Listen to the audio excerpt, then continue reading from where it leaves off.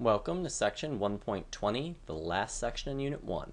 We're going to cover acids and bases and kind of wrap up the ideas that revolve around water because acids and bases still have a fair amount to do with water.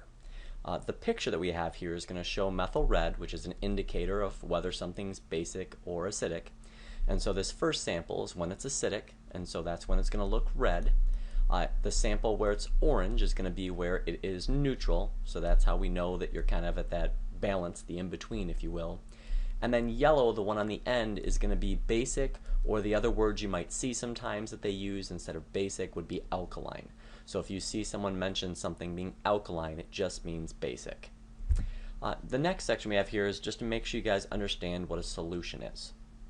Acids and bases are ultimately two types of solutions, which just means that you've got two or more things mixed together in liquid form, and they're going to be uniformly mixed. So what that means is if you look at the particles, you'll see the particles are uniformly spaced. I was going to say equally spaced, but I don't want you to think that the particles themselves have to be in equal concentrations. It just means like if you go through and make Kool-Aid, you know it's a solution, it's a uniform mixture if the first taste tastes exactly like the last taste, because that means there's equal amounts and equally dispersed flavoring and sugar in every sip.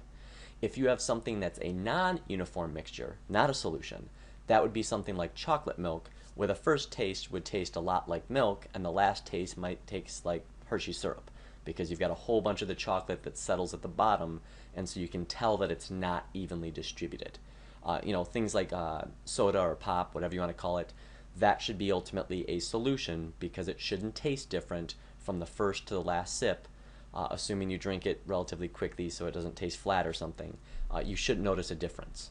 That's the sign that something's a solution or a uniform mixture. The other term we want to make sure we go over is an ion, which is basically when you take an atom and you remove or add electrons to it to make it charged. So it's not just something like an atom of iron. If it becomes an ion, it'd be like iron 2+. We'd add a charge onto it to let us know how many electrons have been gained or lost.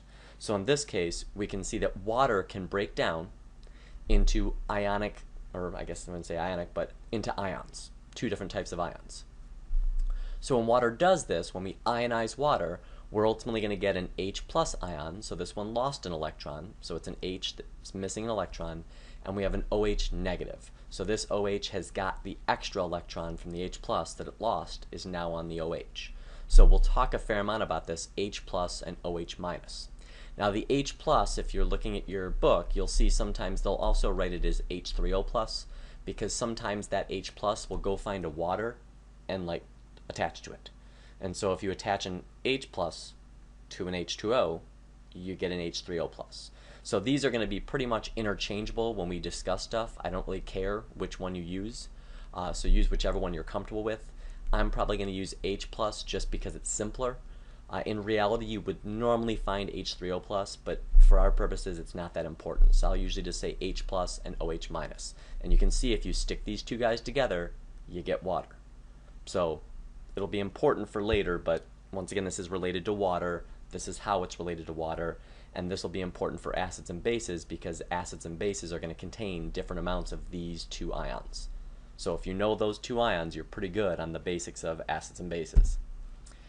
Now, for what acids and bases are specifically, we're going to see there's kind of three big groups here: acids, neutral, and basic things. Now for acids, they're going to have a lot of H+, a lot of H+. They're going to have less OH-. So if this is like a tug of war, you're going to see that H+ is winning the tug of war if you're an acid. So if this is the case, you can oftentimes detect it either by using some type of pH test, which there is like litmus paper, there's pH testers that you can use, or if you're kind of not very safe, you could taste it. Acids tend to taste sour.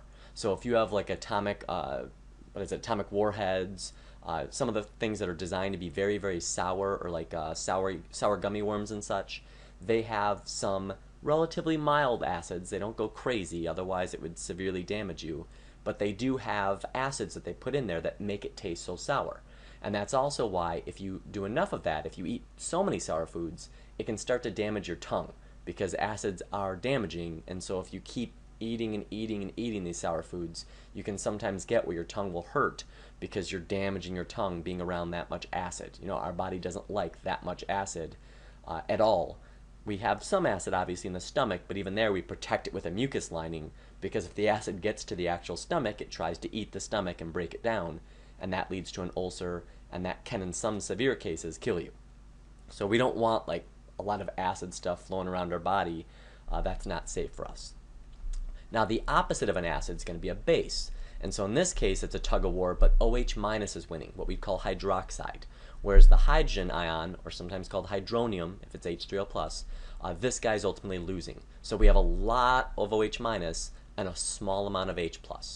Now this is going to have somewhat similar effects overall, where it's going to normally be bad. It's not something you're going to desire unless you've evolved to cope with something that's very basic. So this can be very reactive. It can cause mischief, if you will, in your body. We don't want really strong bases in our bodies, at least.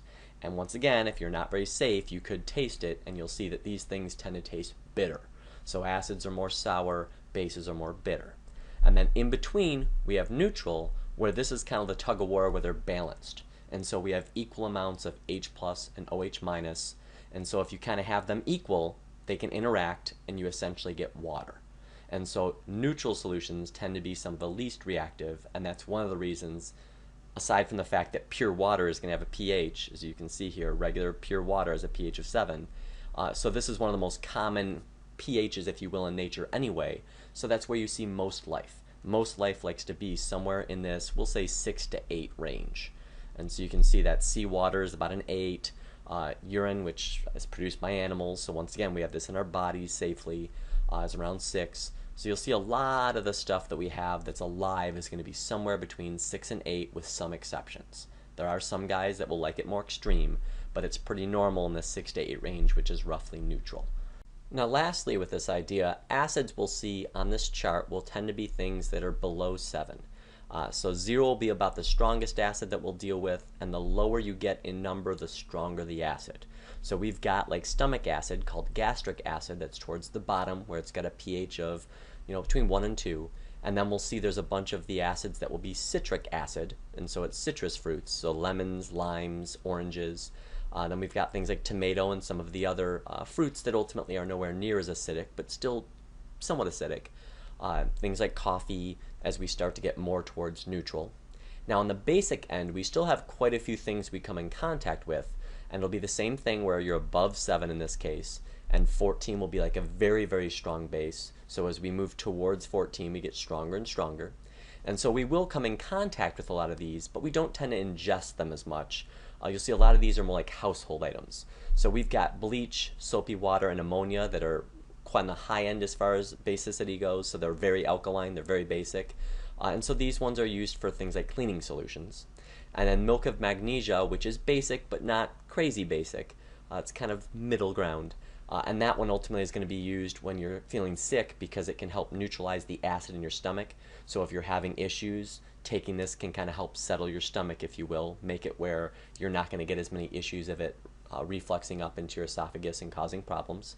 And then we've got things like baking soda and seawater that are very mildly basic. Now, I talked about the fact that you really don't want to mess with strong acids and strong bases. They don't really react well with living tissue. This is one of the reasons that if you want to clear out your drain because it's clogged, the most common things you'll see is sulfuric acid, a strong acid, or sodium hydroxide, a strong base. So when you see drain cleaner, it's one of those two things, and you pour it down your drain, and all the hair and all the biotic stuff that's kind of been shed off of you that's gotten stuck in the drain reacts with it, and so the acid or the base can essentially eat it away by reacting with it and unclog your drain. That's the whole premise. So if you get that on your body, a strong acid or a strong base, it also reacts with your tissue, and so it's not a good thing. In some cases, you can get like chemical burns, and I'm sure you guys have seen stories about people that have splashed other people with acid. Not a cool thing to do, but it will cause chemical burns, and so it can eat away the tissue. This picture here is someone who is exposed to a strong base called sodium hydroxide, NaOH. And so you can see there where he has these chemical burns that have kind of eaten away the skin. So you don't want to let that sit. If you ever get an acid or base on you, rinse it ASAP. So they are going to ultimately, in some way, normally react negatively with living tissue. Now, I will say that there are, once again, some organisms that have evolved to deal with these situations. So for them, it'd be normal to have mechanisms to be able to survive even in a strongly acidic or strongly basic environment. Now, I'm not aware of anything that tends to live and thrive at really, really, really, really high or low pHs. But at relatively acidic and basic things, there are some microorganisms especially that can survive. So I don't want you to think that no life can tolerate acids or bases that are relatively strong. But in general, most things will not react well with these. These chemicals will react with their body, they'll damage their tissues, they'll damage their enzymes, and ultimately they will tend to kill whatever they're in, on, around. And so this is where we got to kind of wrap things up. We've talked about enzymes before, and we talked about how pH affects them. So I've kind of alluded to this idea before that if we change the pH, if things get more acidic or more basic than you're used to, that it tends to damage and in many cases kill the organism involved. And so that works because each enzyme has its optimal range at a specific pH. And so there are some enzymes that operate perfectly well, best, at acidic conditions. And so we see those like in our stomach that we talked about before. And so there are organisms that can live in rather acidic pools of water, and they can survive because all of their enzymes, all of their chemicals, if you will, are kind of attuned and have evolved to deal with those situations. Just like there will be enzymes that can cope with and deal with relatively basic conditions, just like these ones dealt with relatively acidic conditions, because the enzymes that they're using operate best at basic conditions, and so those organisms could survive. But for the vast majority of organisms, they're going to be in this middle range, this relatively neutral range of about 6 to 8 on the pH scale, and that will ultimately allow for them to live well. So if you remember on the pH scale, 0 is going to be strongly acidic, 14 is going to be very strongly basic, and that 7 plus or minus 1 I'll normally consider will be neutral.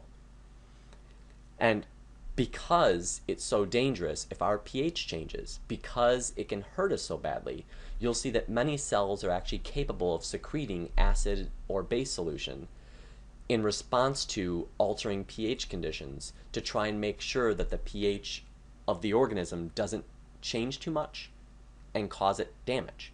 So for instance, we're capable of secreting acid in our stomachs to make sure that we can break down our food. So that's cells secreting it to change the pH. But then in our small intestine, which is where the food goes to after it gets out of your stomach, so it kind of goes into your stomach, which looks kind of like this. But then once it's done, it's got to go into your small intestine, which is going to be a whole bunch of like these loops that are horribly drawn here, but we'll cope with it. And so it's going to go in your small intestine where you don't want it to be acidic. So it's fine to have acid, specifically HCl, hydrochloric acid, in your stomach. That's fine. And so the pH can get to be very acidic. But once it gets into your small intestine, you want to make sure that it stops being acidic, because otherwise it will cause severe damage. It'll burn your intestines. That's why, like acid reflux, the acid in your stomach can get pushed up in your esophagus, which is the tube that carries your food down, and it causes a chemical burn, which is why you get heartburn, or as they used to call it then, acid reflux, or what they call it now, which is GERD, gastrointestinal reflux disorder. And so as it goes up into your esophagus, if that happens, it's going to cause chemical burns, so you feel a lot of pain. If you did not take care of this by secreting a basic solution, specifically we have some of these guys called buffers, like a guy called HCO3, that's bicarbonate. This is the stuff that's in like Tums, which ultimately it's able to help neutralize the acid. And so this will help us raise the pH in the small intestine so that the pH in the small intestine gets to be somewhere around 7. And so without this, your small intestine would be damaged, and the enzymes of our small intestine, which function best, like this middle one, functions best around neutral, would not be able to work. And so our body does have some ability to regulate the pH within it. Now this isn't perfect, so you can't, like a fish or something that's surrounded by all this fluid, it's not going to be able to regulate the pH of a lake or the ocean because there's just too much of the solution. You know, it could try to, but it's going to run out and die trying to regulate the lake. The lake's just too big. It's kind of like me saying you need to warm up the lake's temperature by jumping in. You crank out so little heat that you're going to die trying to heat up a big old lake. It's just not going to work. And so there is this ability to regulate stuff, but it does have severe limits. So don't just assume if I throw something into a body of water that has a pH that's too high or too low for that particular organism to survive that it'll be okay, that it can just regulate itself out. It can do that within its body, if it's like a stomach, etc. It can do some of that. And within certain limits, it can do it a bit if there was slight differences perhaps inside and out of the body, like the water that it's in. But it's not going to be able to regulate large changes in pH. It's just too much effort. And so that's why organisms can still die from things like acid rain. Because the pH of the lake at that point, if there's acid rain, has dropped. And it's dropped enough that the enzymes can't work properly. And the fish or the crustacean or the snail or whatever that's in there is incapable of regulating its pH high enough to let it live. It's too much effort. It can't do it. It's fighting too big of a battle, if you will, to try to go after the whole lake. And so at that point, you can see that the organisms die from the acid rain. They're not being burnt to death. They're just not able to use their enzymes. I hope you've enjoyed this. This wraps up Unit 1, and it wraps up acids and bases. I'll see you guys Monday.